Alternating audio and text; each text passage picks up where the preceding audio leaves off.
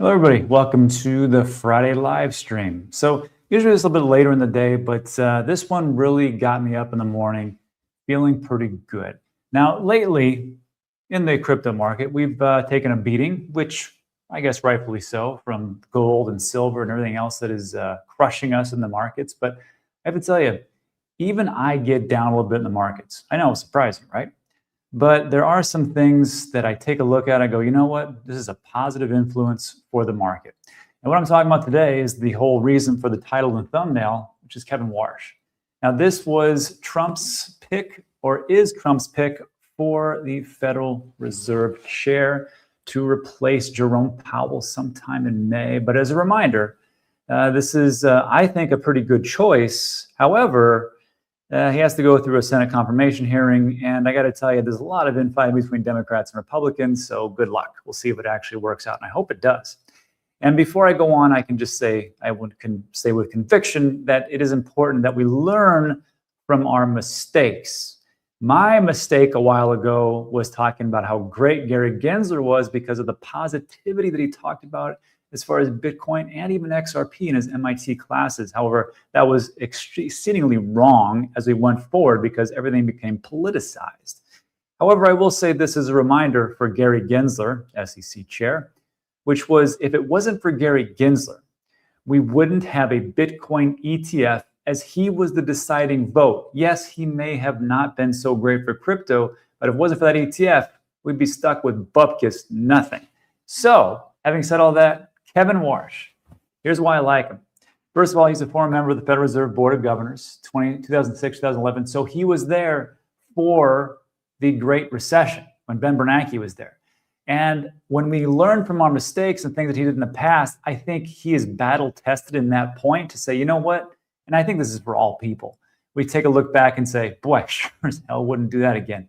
And if he can do that, which I think most people can and do, I think he'll be pretty great. He was a key advisor to Ben Bernanke during the foreign crisis. He was also a part of Morgan Stanley for mergers and acquisitions up to 2002. So he has a little bit of background on Wall Street. Here's his philosophy, though. I think this is actually pretty positive. He argues for a strategic reset of the Fed, which I got to tell you, if you're a libertarian, you want that to go through. If you're Rand Paul, same thing. He suggests it should slim down, the Federal Reserve, its massive balance sheet, and stop focusing on non-monetary issues like climate change or DEI. Now, that might trigger some people as far as like climate change or DEI, but hey, that's his philosophy. Good for enough. He does have a hawkish history, favors higher rates to stop inflation, but has recent alignment with the president's demand for lowering rates, which I think we'd all like to see. And Jerome Powell, we know, is not going to lower those rates, so he'll just be in there doing not a lot of nothing, except for, I guess, making a nice new Fed Reserve building. Anyhow, from 2008 to 2010, Warsh repeatedly warned about runaway inflation. That was wrong, never happened. He opposed the stimulus measures of quantitative easing, which is what we like to see. Quantitative easing is money printing, that many economists believe saved the economy from a deeper depression. So again, is this a good pick? Time will tell. He has to go with the Senate confirmation. But the big question you're asking yourself is, yeah, Rob, that's all cute and great. Tell me about the Bitcoin. Does he like Bitcoin? Does he like crypto, all that stuff? Well, this was a marvelous video that was just posted by Michael Saylor about 30 minutes ago or so. And this was the one that got me up and raring to go. Because if you're just looking at the text and his bio from the past, you're not too excited. I'll be honest with you. It wasn't that great of a resume. I mean, the resume is good, but just the philosophy wasn't fantastic, especially if we're looking for appreciation of asset value in crypto. But watch this video. It's about 2.5 minutes long. And this will tell you what you need to know. And this is why it's important to go to the source instead of just a bio that may have been made up on Wikipedia. Who knows? But here's Warsh's philosophy on Bitcoin, digital assets, and the Fed. Take a listen. You made reference to Bitcoin, and I thought I heard a little bit of condescension that people are buying Bitcoin and these things. But doesn't it? Charlie Munger, this is 2 or 3 years before he died, Charlie Munger attacked Bitcoin. He called it evil, in part because it would begin to undermine the Fed's ability to manage the economy. Or it could provide market discipline, or it could tell the world that things need to be fixed. Bitcoin does not make you nervous. Bitcoin does not make me nervous. I can hearken back to a dinner I had here in 2011 with someone who is another guest on your show. I won't say his name. Okay, I just did Mark Andreessen, who showed me the white paper. That was the original white paper. I wish I had understood as clearly as he did how transformative Bitcoin and this new technology would be. Just a real quick side note. I had no idea that Mark Andreessen was into Bitcoin that early, 2011. Very smart guy, big into tech. And I think the tech people get it. So I was just kind of blown away. I'm like, 2011, wow, that guy's a billionaire. Anyhow. Bitcoin doesn't trouble me. I think of it as an important asset that can help inform policymakers when they're doing things right and wrong. It is not a substitute to the dollar. I think it can often be a very good policeman for policy. And if I were to speak more broadly to what did Charlie Munger and others perhaps have in mind, there is a proliferation of securities that go under all sorts of names. Many, if not most of them, are not worth what they might be being traded for. So what did Charlie say, and maybe his pal Warren say? There's the innovators, the imitators, and the incompetents. They're real innovators that are happening in and around that new technology.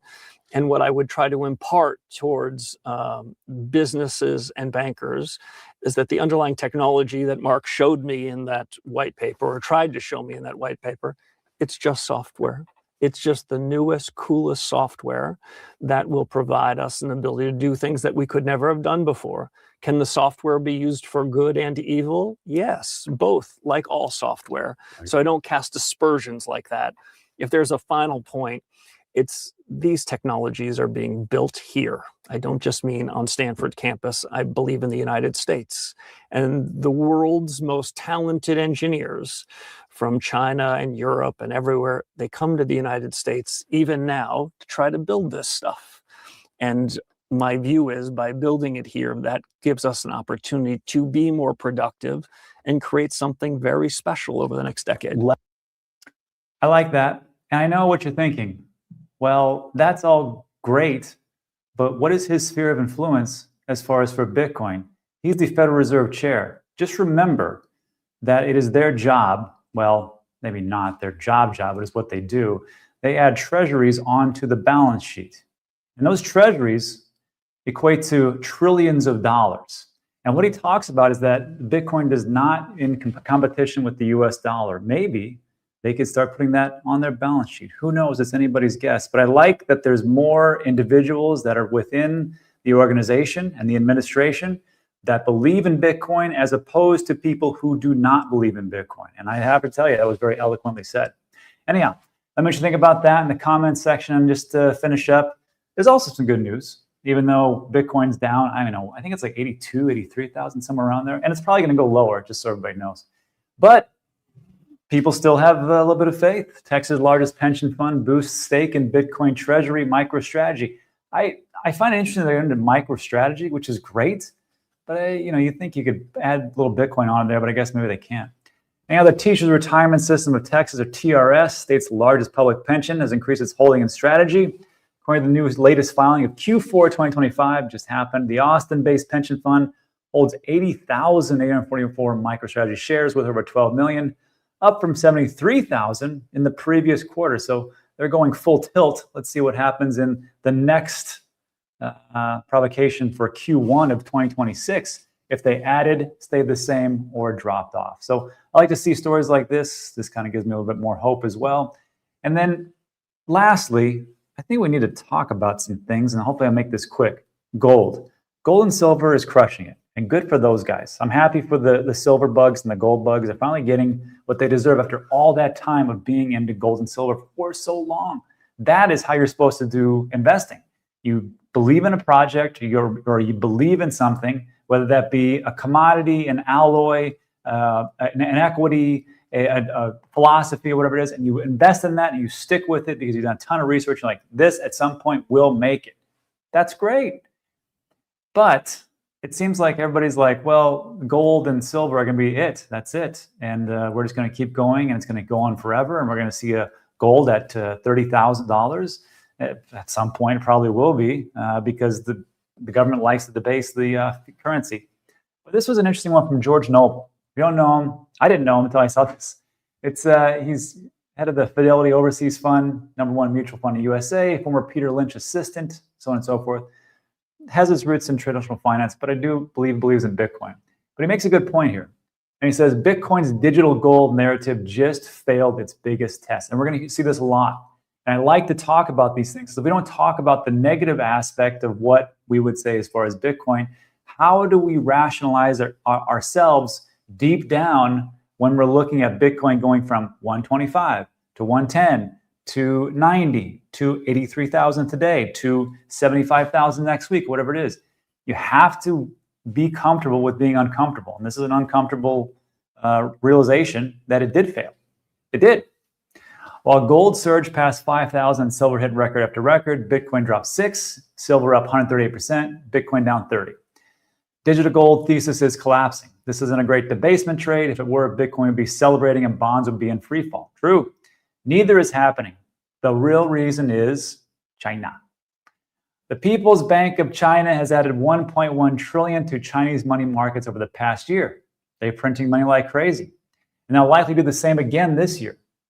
This aggressive monetary debasement is pushing Chinese residents to gold as an inflation hedge. You see, Chinese residents are big gold buyers, but not Bitcoin buyers. And why is that? It's very simple. The People's Bank of China banned crypto onshore. So when China prints money, they got one resolution. Well, I can keep everything into the yuan or the renminbi, but if I do that, it's going to be debased because the government's printing so much damn money that I'm going to actually be out. So what's my options? What's a great store of value? Well, I got Bitcoin and gold, and so I'll buy gold, and that's pretty much it. This is why things are moving into gold, and it's true. This is one of those things. Now, having said all that, as a reminder, things can still go down. Bitcoin went down 6%, I think, yesterday. Correct me in the comment section. But for gold and silver, there was a change of 6% and 13%, respectively. Silver went down from 120 to under $100, and gold hit 5,500 now, down to 5,000. So anything can drop at any moment. There's a lot of leverage going on in the system. But gold itself, there's some misconceptions about how great and awesome it is. I had to sit through and watch this interview, and it was pretty good. Oh, man. Peter Schiff was on Tucker Carlson, and he made a lot of bold claims, and you got to love it. But this is the bullhorn for gold bugs. And in some of the things he was right, especially about the debasement of the currency and how the government has stepped in and overpronounced it. So I had to listen to it, and it was pretty good. It's just that he kept talking about how great gold was, and it is. It's a great thing, but he kept talking about, well, it has this fantastic resolution, and we can use it for technology. It's in every single phone that's out there. It has to be used for solar panels, and just this use case. And of course, yeah, we do a little store of value type of stuff. I just want to rebuke this in case you get this question from the people who are going to make fun of you eventually because you buy it in a Bitcoin. Just wait. So to go into this, it's true. Gold is actually used for industry. But do you know what the primary use for gold is? It's jewelry by far. There's two things I'm going to show you. How much gold we have mined since the existence of man is 216,000 tons of gold. That's what we have right now. Every year, annually, it says roughly 5,000 tons, but it could be around 3,700 to 5,000 tons is actually mined every single year. So there's a difference. The gold that we have right now that is being used for everything, roughly half of it is worn around people's necks, or it's on their wrists, or it's on their fingers, or it's wherever. It's jewelry. It's 45% of jewelry. The rest of it is investment, which is like people holding gold bullions, gold bars, gold ETFs. That's 22%.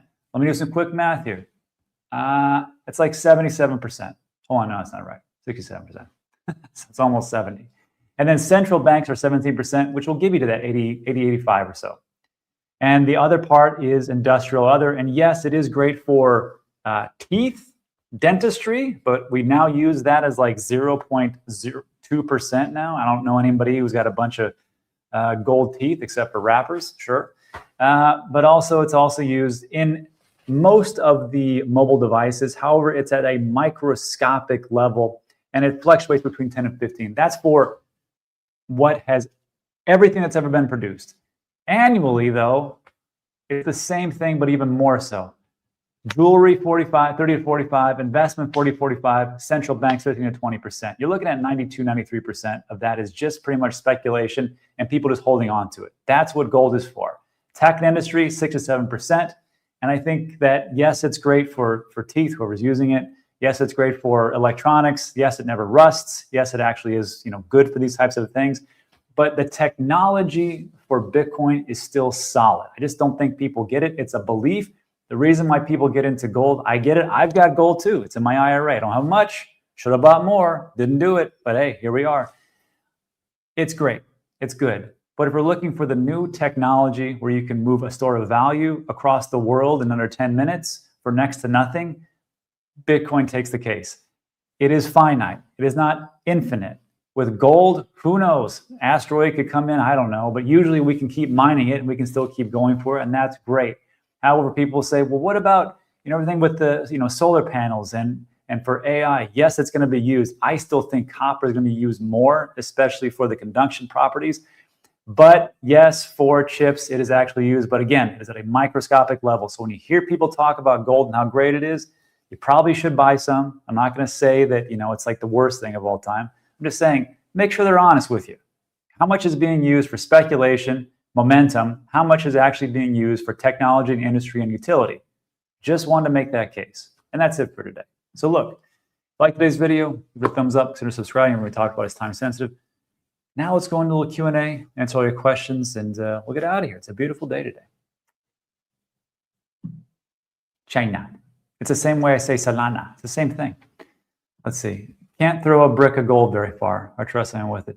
Look, I mean, when we're in Mad Max and there's a nuclear war and wipes out everything, and there's mutants traversing the entire globe, and they're looking for you, you're going to be happy that you have gold, because that means that you stored it for a bigger version of your community so they can steal it from you. No, I'm just kidding. Gold is still pretty good, and you can actually use it. I actually will say that, Tether, they have PAX-G, which is, they're going to be buying Paulo Arduino, I think it's how you say his name, the CEO of Tether. They're saying, like, look, we're going to keep buying gold, a massive amount of it, and we're going to back our Tether with gold, also for PAX-G. Also, we're going to have US dollars and treasuries to back our stablecoin. But you can actually buy that token for gold, and you can actually spend it. So now people will say, well, you can't really use gold to spend things. Well, you really can. It's on the blockchain, and it's on Ethereum. Let me just show you what that is.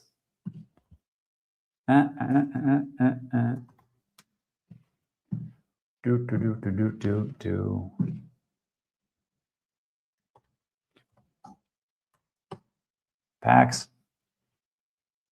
Number 53, PAX Gold. It's tethered to gold itself, right? And we're going to see in the last 7 days is, wow, 5,600. Now it's down here. So you can have PAX Gold, which is, of course, tethered to the amount of gold that Tether actually buys. And you can see, well, it's on Ethereum. And I got to tell you, I think that's the use case right there. If you want to use gold, you can't start shaving off gold coins at Burger King and going, give me a number 4. Here's a little scrap of gold for you. Buy yourself something nice. No. You got to do something like this. I think that would make sense for me. Anyhow, let me know where I'm off. Let's see. Love China. If I had a brick of gold, I wouldn't be throwing it. Very true. Let's see that chart again. Isn't that nice? PAX Gold. I'll take it. Let's see. Bring up Brinkstrop, Tesla, NVIDIA. Oh, Krantz is here. Cool. Krantz, we got to meet up. Krantz, how are we going to meet up? That's a good question. Krantz is here for... Ah, sweet.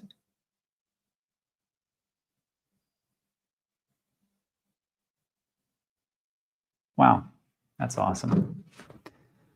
Yeah, man, we gotta get together. I'll be at the event. You could probably see me in my big head somewhere. Let's see. Bring a Brinks truck.